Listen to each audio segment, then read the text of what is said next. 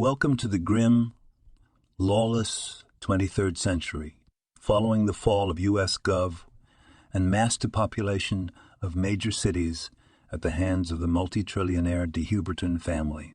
Baptized in radioactive hellfire, a rare mutation makes Turbo a fiercely pumped scrapper, haunted by specters from her past, surviving the post-apocalyptic wasteland one deathmatch pit fight at a time. But when she rescues the stunning trophy girl, the unlikely duo are thrust into a harrowing odyssey, evading marauding berserkers at every turn on their way to the ultimate showdown as they uncover the horrific truth behind the fall of humanity.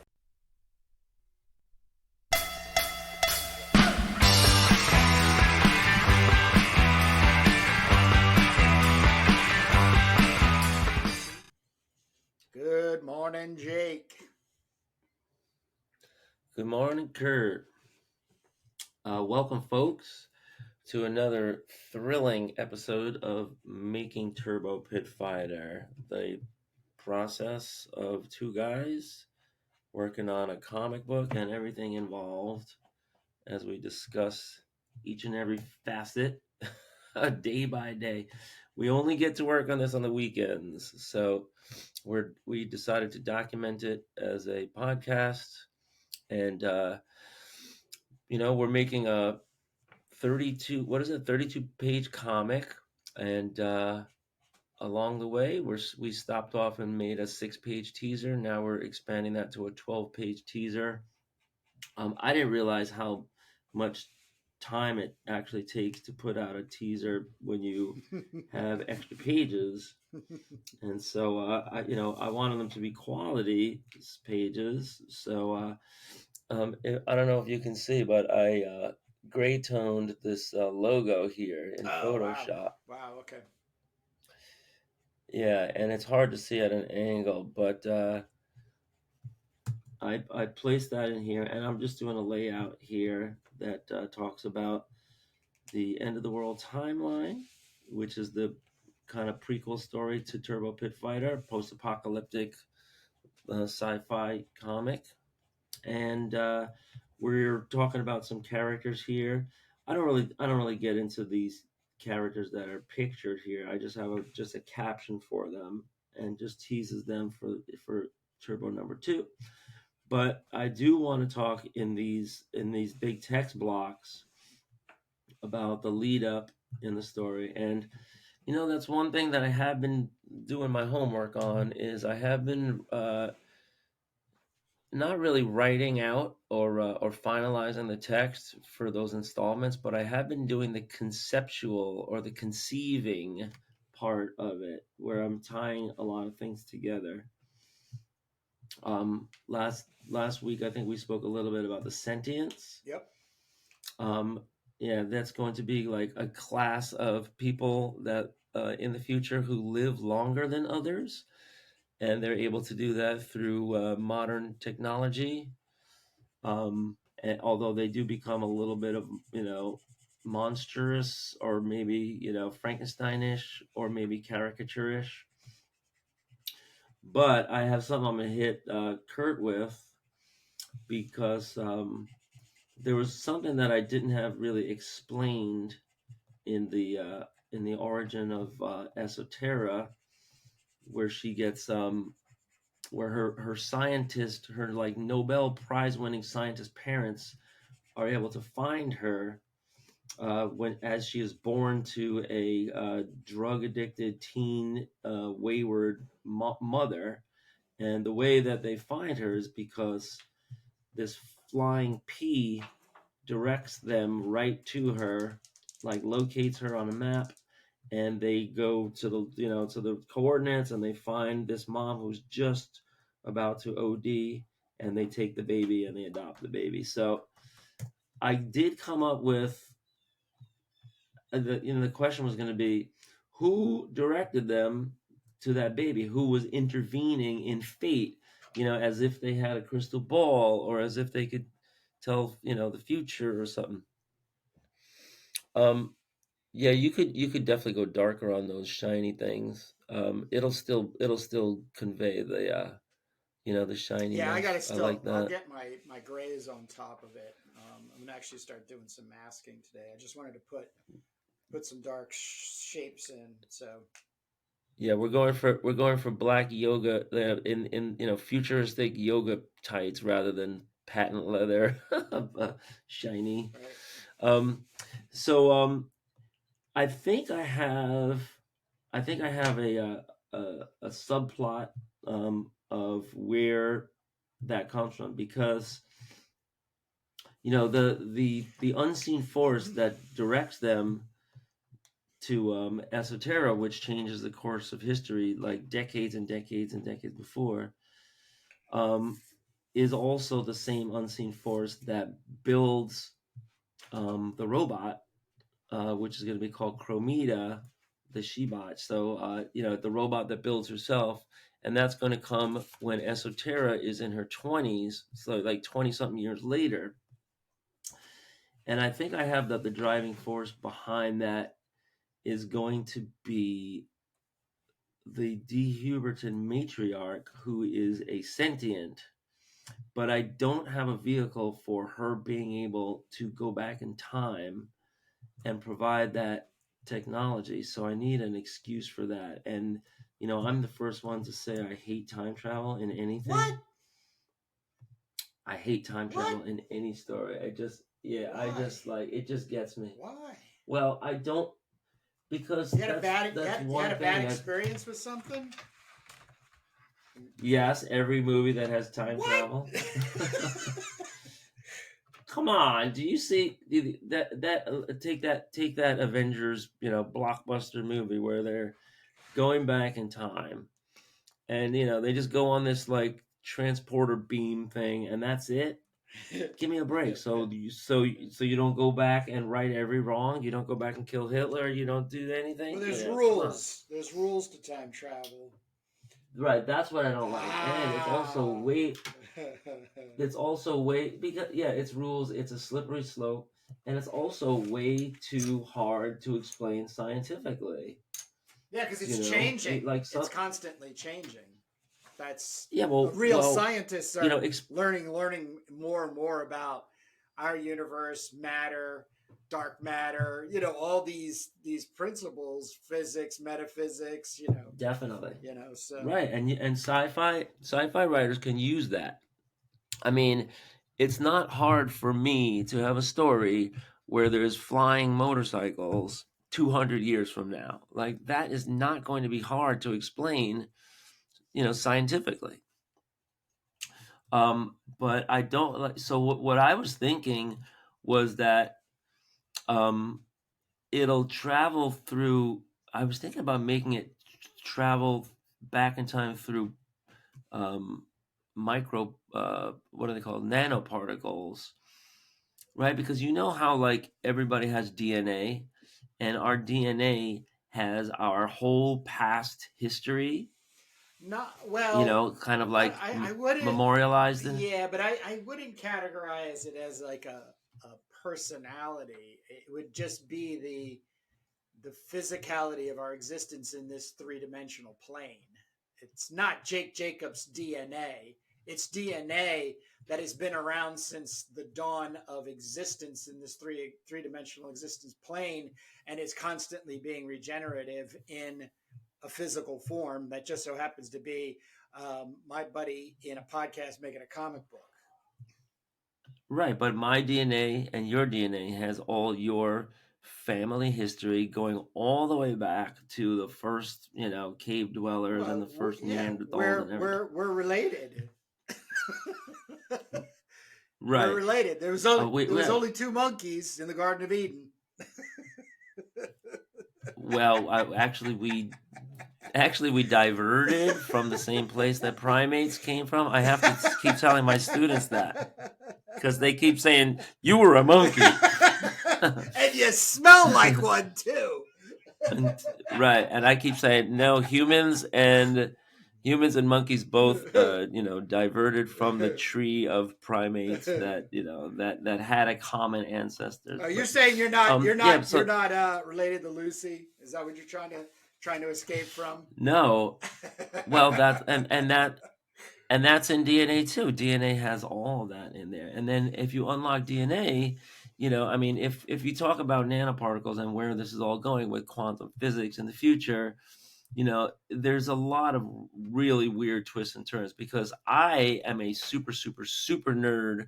I mean, I listen to YouTube videos that are like, 45 minutes long about physics professors trying to explain quantum mechanics and, me too. some of the phenomena that they discovered along the way, which is just incredible, because it's no longer having to do with the tangible. It has to do with the probabilistic, right?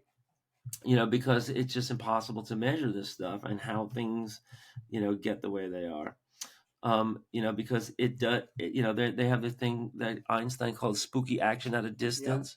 Where two things that could be light years apart are following the same instructions, and there's no explanation for that yet.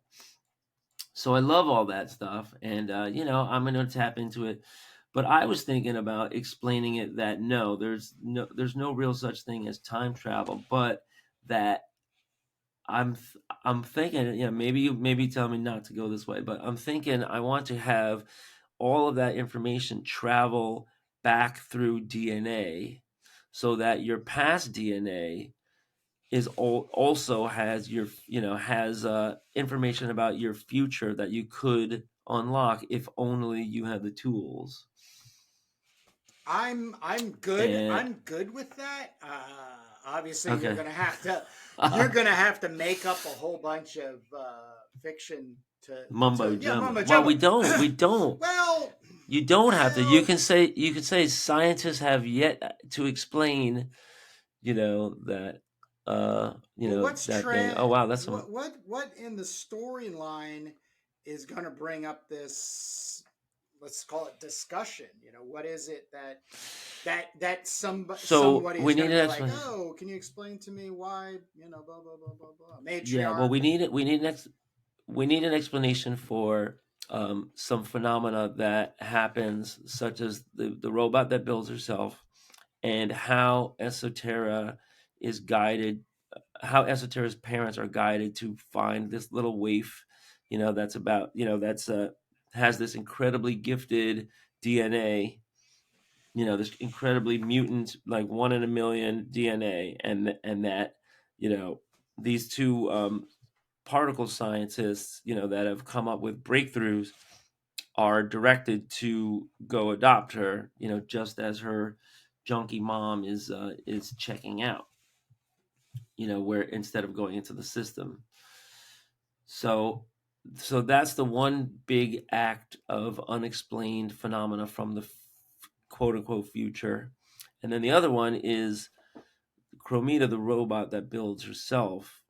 And I just didn't have an explanation of where is it coming from. I could have it where it's like, the collective psyches of dead people.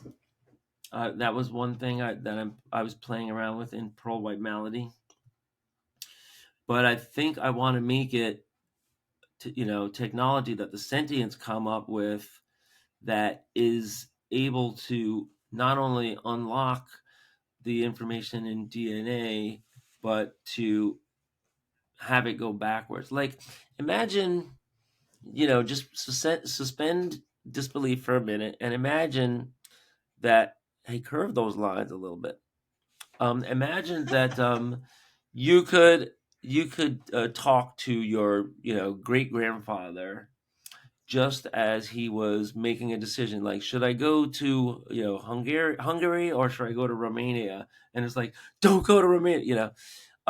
Imagine if you could, like, go asleep, go into a seance, hire a medium, and then send them a message through your DNA, All right. right? And so the DNA is always in them. And so basically what I'm trying to say is, like, the DNA has a variable in it that could be changed, in any particular generation, Yeah, but based on aren't you kind of getting on the peripheral of free will Like, aren't you? You're getting metaphysical. You Yes. are getting you Yes. are getting very metaphysical. In you're trying to use scientific structure as of February 2024, but you're leading us, yourself specifically at this point, in order to explain said supernatural or unclassified Yeah. scientific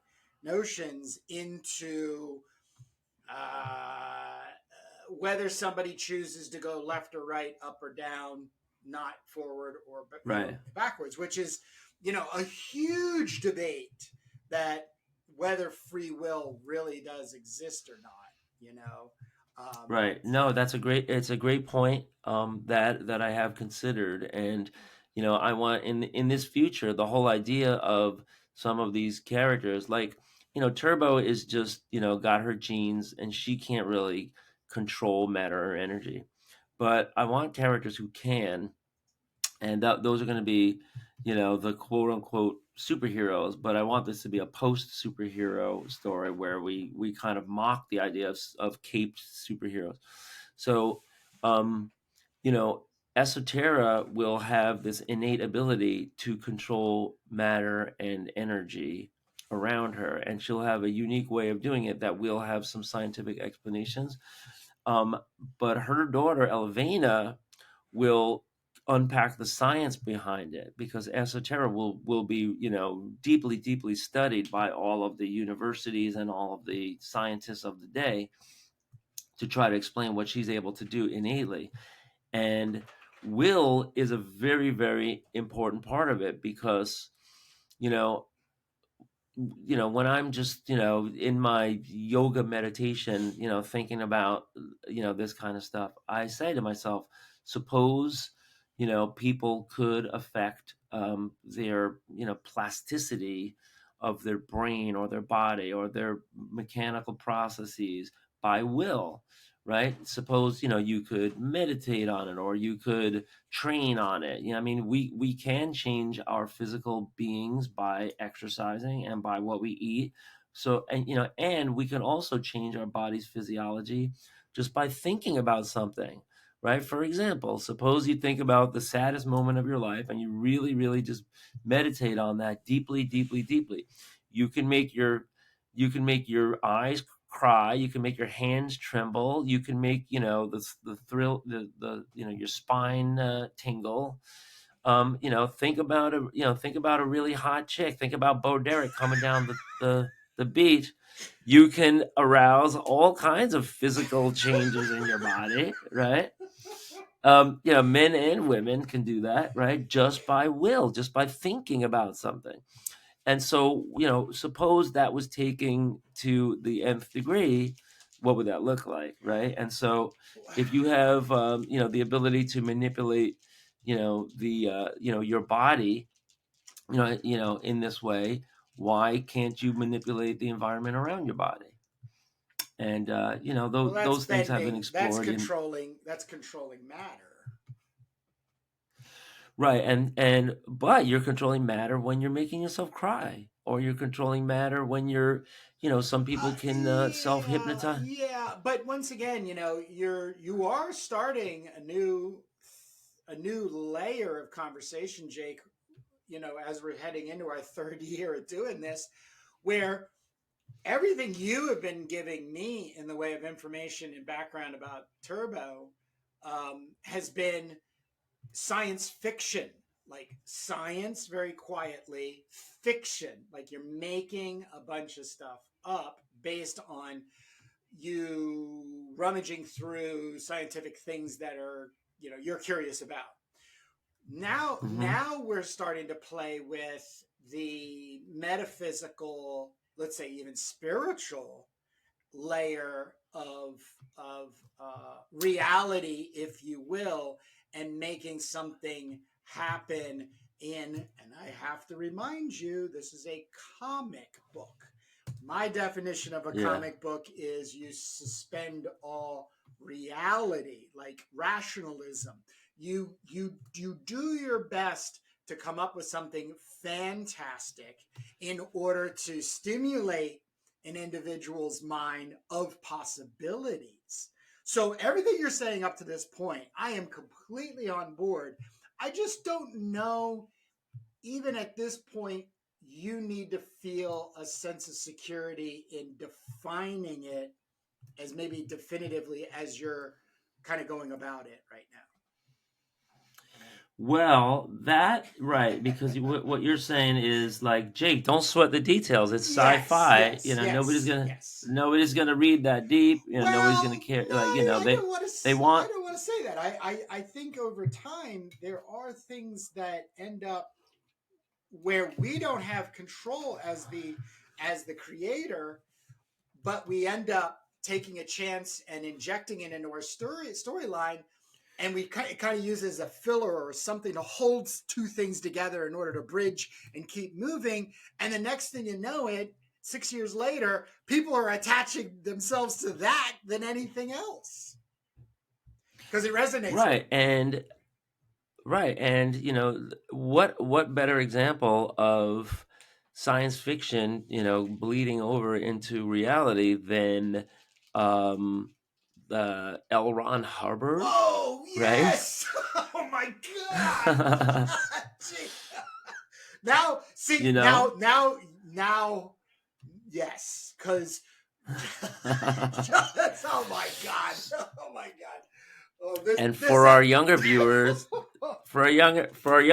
that might not know, the quick wiki bio on L. Ron Hubbard is that he was science fiction writer, that was, kind of mediocre, I guess, in the pantheon of sci-fi writers. But he created this thing called Dianetics, and do you know who told him to do that? No. Aleister Crowley. He was friends. Oh, really? He was friends with Satanist. He was friends with Aleister Crowley, acquaintances, I should say, and Jack Parsons, who was a rocket scientist who dabbled in the occult. Now, these three characters, there are some really, really great YouTube doco essays on these three characters individually and together. But I just want to interject because the quote was, if you're gonna, this is Aleister Crowley that I'm paraphrasing. He's who L. Ron Hubbard was in debt. He was not making enough money and wanted to make more money and stuff like that. And Aleister Crowley tells him, well, you're making this shit up already. Why don't you just invent a religion? Right. And he sure did, and it is very controversial. People might, if you're listening along and you don't know these names, I'm sure you've heard of Scientology, which is a huge religion. That started out as Dianetics. Right, $1 billion business. There was a book published by L. Ron Hubbard. It wasn't even a thick book that said, here's how this thing called Dianetics can change your life. And they have something called e-meters, and Tom Cruise was in it, and I think some celebrity. There's plenty of documentaries on people that escaped the cult. They call it a cult. Yep. It was a great example of a sci-fi writer saying, "Hey, I'm inventing a world here. Why not try this in real life?" It caught on. He caught fire. And, I'm not necessarily trying to do that, but I am going to be writing, a lot about cultism and cults and followers. And Elavena is going to be a person that has a cult-like following because of her, abilities, to unravel some of this stuff in the future. And, specifically what she's going to unravel is what Kurt is talking about. Like, there will be a way for humans in the future to enhance their physical bodies or their mental bodies or their mental states, and there will be a will-based component of it. Some of it will be chemical, like you need this, in your DNA, or you need this introduced into your body, into your bloodstream, into your cellular, systems, and right, and there will be a class of people that have the will to go even farther, and those will be kind of like your X-Men of the day or your mutants of the day, and there'll be good guys and bad guys. And that's going to be the story in the super team up, storyline that I'm going to call the Casualties, featuring Esoterra, Hellclaw, and Chromita the Shebot. And antics will ensue, but they will be in the dawn of the people that learn how to control these enhancements that anybody can get with the right connections and money, but being able to control it by will will allow them to do things like Hellclaw will have this big fiery claw, and Esoterra will be able to mental projections. Some of this will just be like, I have this plan for this bad guy, and like his main thing will be just projected images. But as soon as you realize that they're just projected images and they can't actually do anything, all of his power is gone. But in the meantime, he has created a cult following, and he's enslaved people, and all the dastardly stuff. So there will be a lot of different there'll be a lot of different ways that you can harness this, and I'm thinking of once the nanosphere is cracked, and people start to understand the interaction between nanoparticles, you can assemble matter, reassemble matter in a lot of different ways. You can manipulate matter a lot of different ways, and the same thing goes for energy, because dark matter is the majority. Dark energy is the majority of energy in the universe that scientists just can't explain yet. So let's explain it in some sci-fi. Hell yeah. Yeah. So this is what I have been writing about. And trying to put these characters together. I've also come farther along on the character of the unbeknownst one, who will be exiled after he's discovered to have these farms or insemination farms. And so he's exiled because even the DeHubertons can't have him around for PR purposes anymore, and they banish him to the wasteland where he roams around. But he's got incredible powers of enhancement, but also cruelty. So we will meet him at the very end of Turbo #2. And yeah, and then I'm trying to piece together the timeline of the fall of the U.S. government in 22, and then the subsequent apocalypse, where all the big cities are wiped out by radioactive gas. And that's going to be because Elevena leaks the footage of farms, and the DeHubertons go nuclear, or I guess that's a bad term to use here. But they go nuclear poison. No, yeah. So they say that's it. We're just going to depopulate the Earth, so that none of these little PR things matter anymore. And of course, they're going to be cannibalizing a lot of their businesses, but they're going to keep in place a lot of communities that could be whole cities or whole states or regions that have their business model, and they have their kind of like customers who serve them and pay them with the life subscriptions, including also their employees. They're the biggest employer at that point, and they just want to keep their livelihoods going.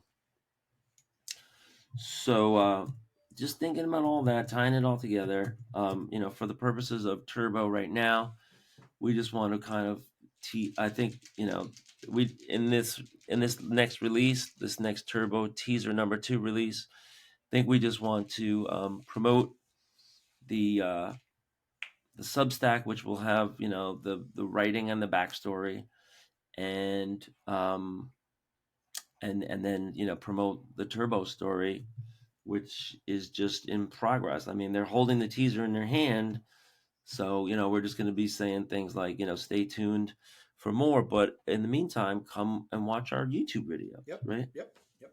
Yeah. That's exactly what this is all about. And it's integral to being a part of the indie comic exchange. So it allows us to get a hold of, other individuals who are probably, some of them are a bit more ahead of us in the way of, maybe they have an issue with something completed already.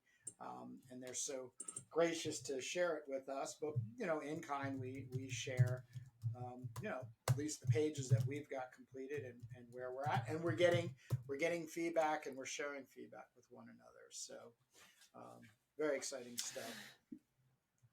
Yeah. So if I have a little box here that's going to be, because you're doing the front cover right now, and we also have the back cover spoken for, and there's not a lot of room for text on either. So I want to put this little text box in here, at the bottom of this page that promotes our channels or series. We have 1 channel and 3 series, right? Yes. And we have a couple of special episodes too, like Crom updates and B Movie She Devils. Correct. So I'm gonna say, visit our YouTube channels, The Making of Turbo Pitfighter, Comics That Influence, Indie Creator Exchange, right? Yep. And right, so and we'll have the barcode right here where they can go right to our landing page. So I'm gonna make this kind of big and prominent, but what kind of other explanation copy do we need? You can put our contact information. If you want to put kurtbrugel@gmail.com. Since I'm basically the 24-hour call-in resource for answering questions and stuff like that. But and kurtbrugel.com is where we sell the teasers or have any other kind of materials there, because that's what I have. Do you have a copy? Do you have a copy of the last teaser, the first teaser we did? Because no, I sold all mine. You sold all yours. Okay. Oh no, you know what I'm thinking, Jake? Oh yes. I don't have any right now.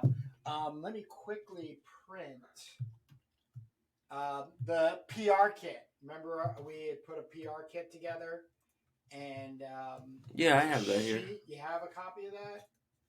Because I still well, you might have it more handy than I do. Well, I don't. I'm going after it right now. But the that was what I was just thinking about. Is the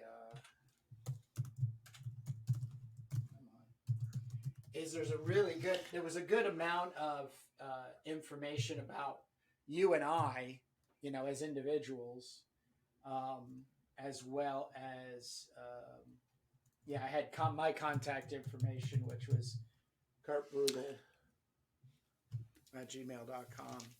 But of course, we're streaming right now, so oh crap, I've lost internet. I'm not going to get a copy of that. All right, well, let me turn it off then.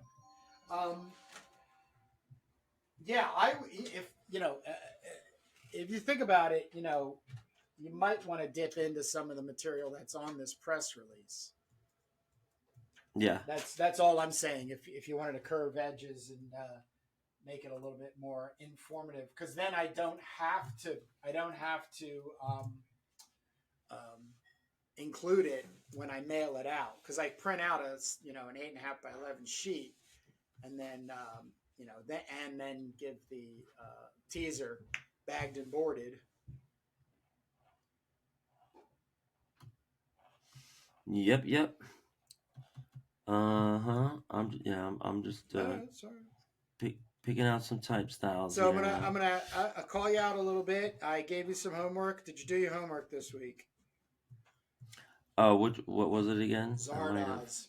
Did you watch Zardoz? Oh no, I didn't get a chance. No, I didn't get 2 seconds to sit down. I didn't watch anything on TV this week. It's all right. I had long days this week Yeah. because after work I had to go buy stuff. I had to go to Five Below 2 different nights this week and buy stuff. And Wednesday there was a Zoom call, so just slammed. I do have it written down to Good. see right here, and I also came across a recommendation to see a movie called Wired to Kill. Because I was listening to a YouTube video about this crazy creator who had written some movies, one of which was Wired to Kill. Um, um, but and there was two other, and because they're post-apocalyptic stories, and Wired to Kill is about a guy that's like in a wheelchair, but the wheelchair is like rigged up to do all kinds of weird stuff. Let's see, Wired to Kill, 1986. Oh God, right. Okay, so you want to hear something crazy? So here's the homework that I did do, apropos of nothing. So there's a podcast I started listening to called How It All Fell Apart, or How It Fell Apart. And this is this British guy named John Ronson, who has this great podcast that I recommend. I've only listened to a couple of episodes so far, but I started all the way at the beginning. And you want to hear something crazy. So in the 70s, there is this guy in the Swiss Alps who kind of breaks away from humanity, and he's in this like commune of people that bring up their own kids, and they have their own kind of like, religious agenda and everything. And he goes by the name of Francis Schaeffer.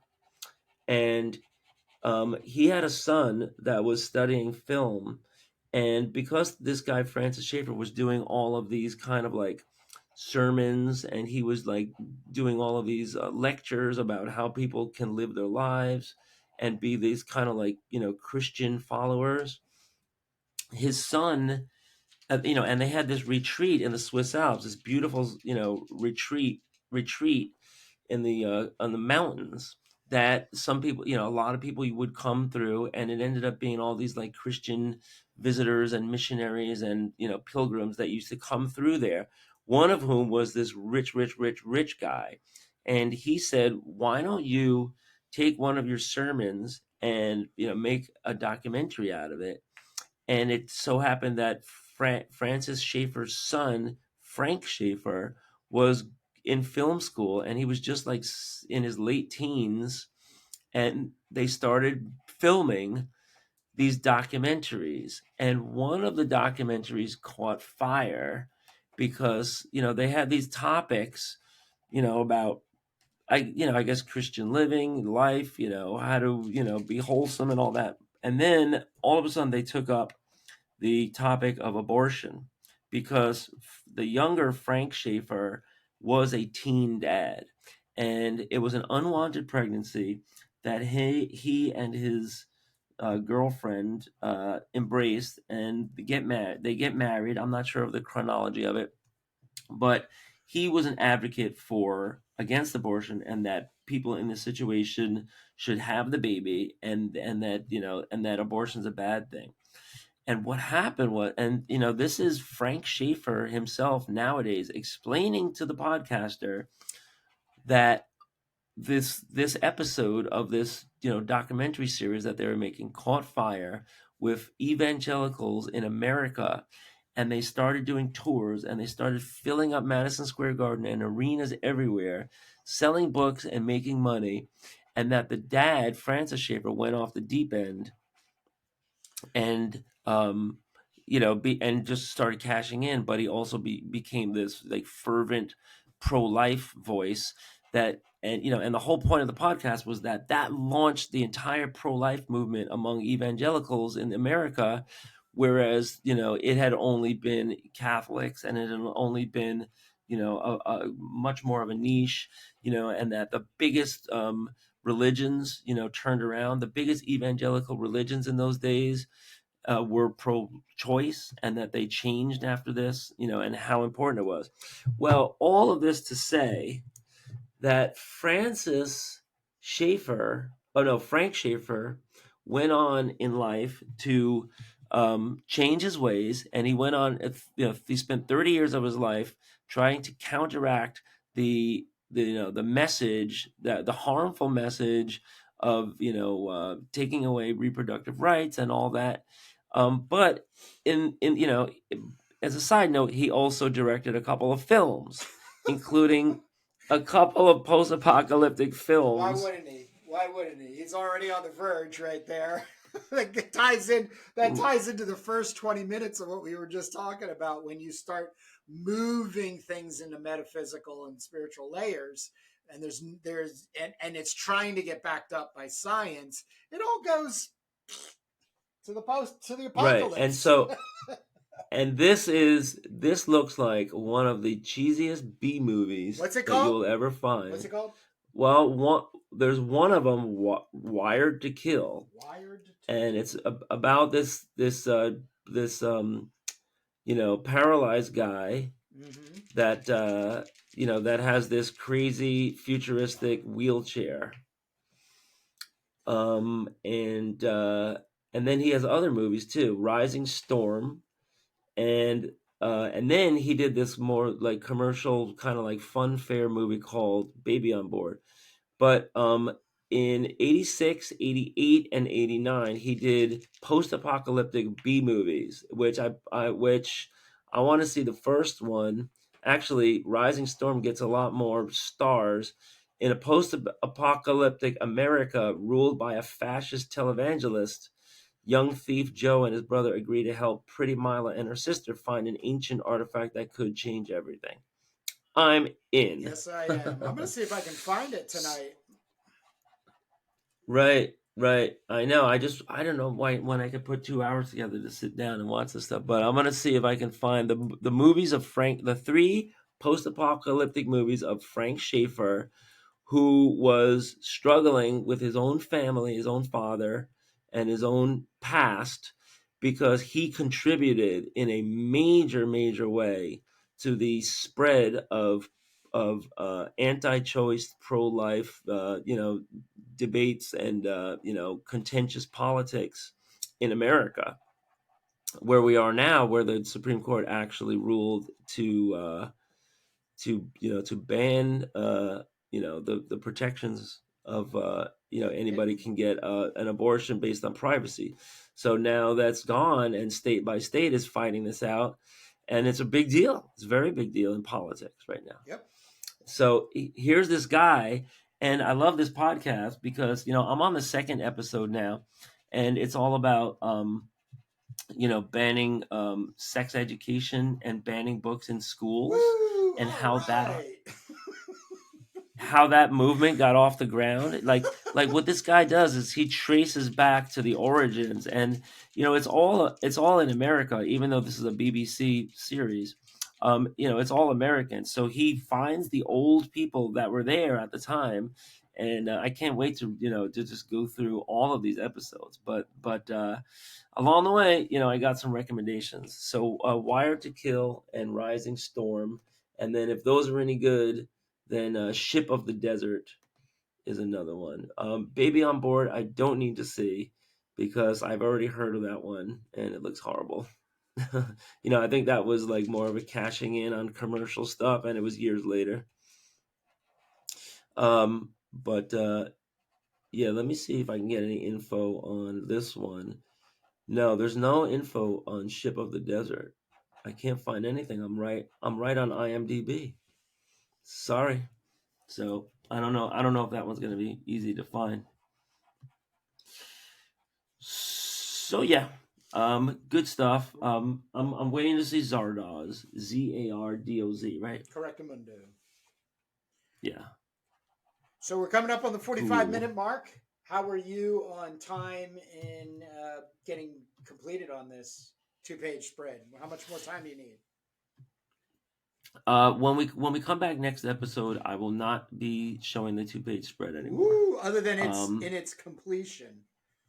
You could send Right. send What me I'm send me a screenshot or a graphic of it so I can put it in our next episode. when it's done. Yeah. Well, what I'm going to do, and I don't know if you want to argue over what I'm using the text space for.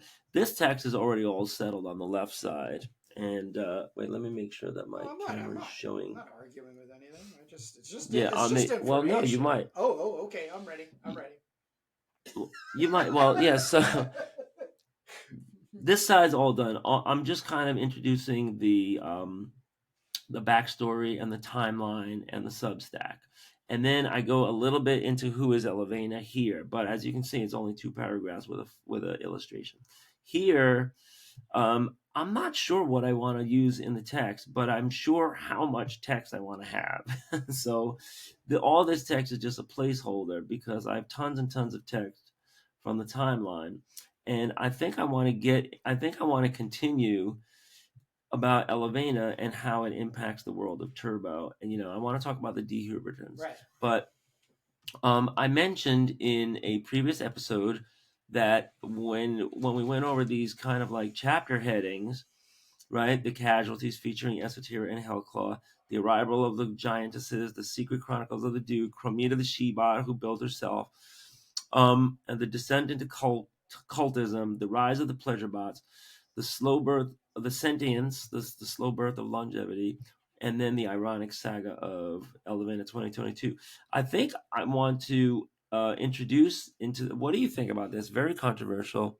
What do you think if I introduce another bullet point in there saying the discovery of the farms?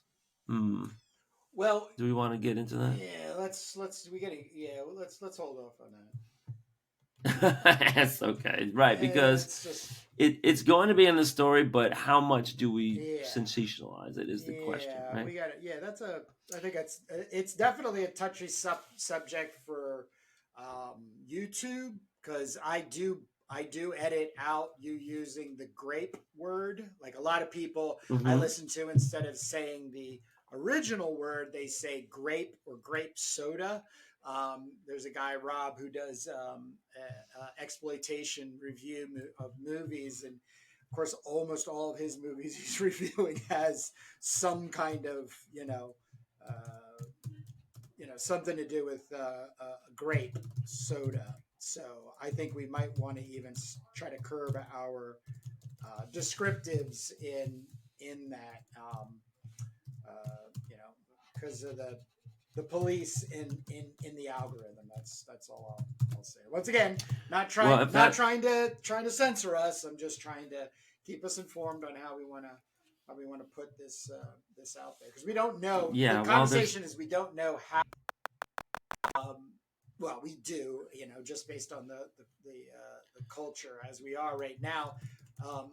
How when they read our website, our videos on YouTube, and they see certain words, they're taking them out of context, and then they're flagging our content and suppressing our content because for whatever reason, we've justified, other than for medical terms, which neither one of us are doctors, are trying to hold a conversation about said subject.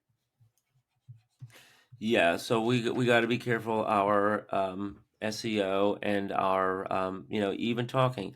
Look, at this point, everybody knows when you're talking around a phone, your phone is listening in, and if you mention that you need to buy a brand new garage door opener, guess what's going to appear in Yeah. your I mean, just me saying that right Oh, now is great! going. Now we're both going to get ads for garage door openers again.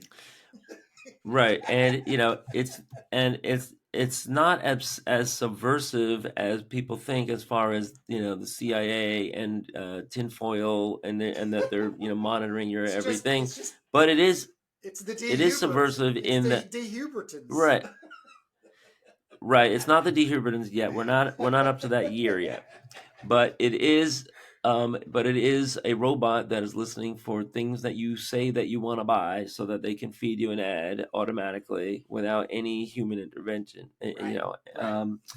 Right, and also, there are also robotic ears on our podcast. So if we say, a word, and then I'm sure, like, maybe in a couple of months or years, even saying grape soda will also trigger that too. So it's a, never ending, moving targets and all that. But Exactly. you know, yeah, I mean, maybe they just want to put an adult warning on a video, which there's nothing wrong with, or maybe they want to ban something. Maybe they're looking for some illicit content, that they want to ban, or all that. But if someone's going to sue them, then they need to do A, B, and C to protect their own channels. Just like us, if somebody puts a comment in our feed and it's like, hey, we want to go hurt somebody, we would want to take that out, right? We don't want that in our comments, right? Correct. So there you go. Yeah, but the next time that we talk, my promise to you is that I'm going to have all of this text sorted out and the page finished. This page is already done on this side, and this page, and I'm not going to add that extra bullet. And this page here, I am going to fill in the copy. I'm going to make it, something that somebody can just dig into and just read, maybe 5-10 minutes of reading, and then plug our Substack, plug our Turbo Pitfighter channel, our Comics to Influence channel, Indie Creator Exchange, contact info, and out. I do have a square here. These are 2-inch squares, not 3-inch squares. Okay. I have one on this side for the Substack and one on this side for the Turbo channel. Okay.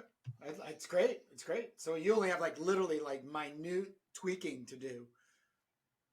Well, I have to do all of the no, actually. So I have all of so let's look at what we have here. I have all of this copy to finalize.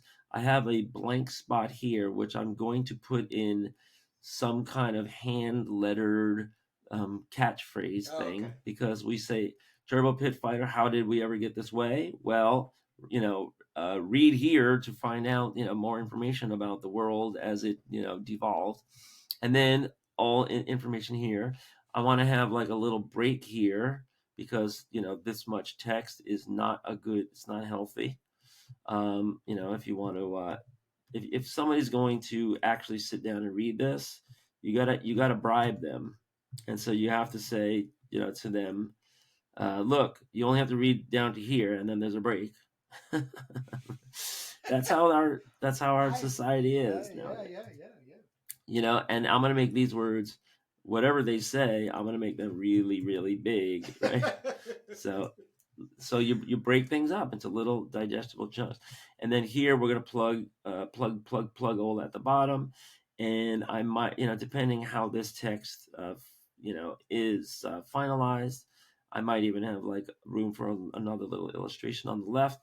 But what do you say here? Visit our YouTube channel now to see episodes of The Making of Turbo Pit Fighter. Join Kurt and Jake drawing, inking, and plotting the Turbo comic pages in real time. Yeah. Comics that influence. Yeah. The exciting flip throughs of what? Exciting flip throughs of the best comics in our collections, the best comics we can get our hands on. Well, I mean, the comics that influence is us. It's work it's stuff that we constantly are drawn to in order to keep building our comics, and Right. Turbo Pit Fighter being one of them, Crom the Barbarian being another one. Right, exciting flip throughs of the comics that inspire us. Yes. That inspire our comics. That inspire our comics. Good. Okay. And yours too. And then the Indie Creator Exchange, where we it's promoting, building a community, being a part of a community. The reason I wanted to get going on it was to engage other indie comic book creators to yeah, expand all of our voices, even within indie comics, and more importantly, learn about what's going on out there. And we have learned with 12 interviews so far of what is going on out there, and it's very exciting. So check the playlist for those indie creator Right. interviews. So come meet the coolest, I guess, uh, artists, writers, publishers, Don't use the word coolest. art. Coolest is too it's too It's a subjective. placeholder. Come meet the coolest artists, writers, publishers, and broadcasters, podcasters, and reviewers. Yeah. Yeah. Yeah. In the indie game today. Yeah. No, in the indie comics game, in indie comics, I want to mention that we even go back decades, right? Decade. Of yeah. of Oh yeah. today and Yesterday. yesterday. Yesteryears. Right. So we just need to finish, finalize these, I guess, little blurbs. I'm not gonna write coolest, obviously. Okay. Come meet the fascinating. Come hear the fascinating interviews, or Gripping. well, I want Informative. Well, Informative. knowledgeable. Right. Share some. Come share some time, something like that. I mean, we're interviewing them. We're hitting them with questions. We're showing their work, right? Yeah. Right. All right. So that's what we got to finalize. I'm not going to sit here and do it right this second, but there you go, folks. This is how we're going to finish up these pages, and I'm going to have one little tagline here where where they can contact us. We'll probably make this like a colored background, tinted color, and have the contact info. Contact us anytime on our at the turbo page, right? YouTube, etc. Yeah, should we print the YouTube thing? Yeah, well, that's the QR code. So you want to just say use these QR codes to get online to interact with us, see our content, and contact us. Yeah, but besides the QR code, youtube.com/turbo pitfighter comic. I'll send it's a very complicated one because it's youtube.com backslash at symbol, then turbo underscore pit dash fighter underscore comic. Okay, we got a dash. Okay, got it. All right then. So yeah, let's sign up. We are now going to go tape an episode of B Movie She Devils. That's exciting. We're not sure when those are going to air, but we're putting those in the vault. And then we're going to Kurt has promised some exciting wares in today's episode of Comics That Influence coming up. So you got, and Kurt, you put those up with no delay, right? The Comics That Influence go right up. Yeah, usually now we have a large concentration of our viewers at around 2:00 on Friday. So since it seems like a lot of our viewership is there on the YouTubes at 2:00 or thereabouts, that's when I usually schedule to post it there. See that? He knows his SEO. Power of analytics. Yeah, so go to those other channels. If you're bored of hearing us talk and ramble on, you can go look at some real eye candy as we flip through comics and comment on them as gushing fans and as art teachers as well. So Right. a lot going on. All right, cool, Jake. Anything else when we let these people get back to reading comics, making them if they do? No, that's all I got. All right, I'll see you. Bye-bye.